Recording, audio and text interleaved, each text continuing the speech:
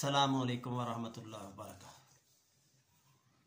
अल्हम्दुलिल्लाहि रब्बिल आलमीन वस्सलातु वस्सलामु अला सय्यिदिल अंबिया वल मुरसलीन।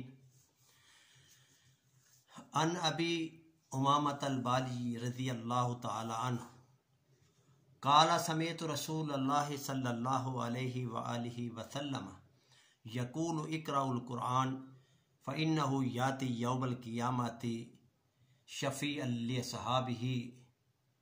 हज़रत अबू उमामा बाहली रज़ी अल्लाह तआला अन्हु रवायत करते हैं, काला समेत रसूलुल्लाह सल्लल्लाहु अलैहि वसल्लम, मैंने रसूलुल्लाह सल्लल्लाहु अलैहि वसल्लम को फरमाते हुए सुना, यक़ूलु इक़राउल क़ुरआन, कुरान मजीद की तिलावत किया करो, फ़इन्नहु याति यौमल क़ियामति शफ़ीअन लिअस्हाबिही, क्योंकि कल क़यामत के दिन कुरान मजीद अपने पढ़ने वाले की सिफारिश करेगा।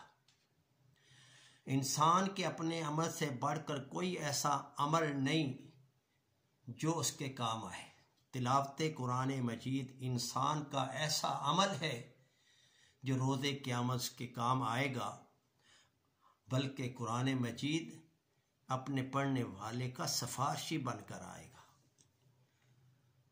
और रब्बे कायनात के सामने खड़ा होकर सिफारिश करेगा और रब्बे कायनात अपने कुरान मजीद की सिफारिश बंदे के हक में कबूल फरमाएगा।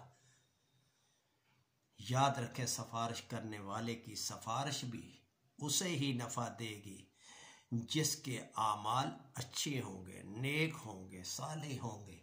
तो अल्लाह से अमल है, अल्लाह से तो दुआ है कि अल्लाह अमल की तौफीक अता फरमाए और कुरान मजीद को पढ़ने की तौफीक अता फरमाए। फमा अलैना इल्लल बलागुल मुबीन। अस्सलामु अलैकुम।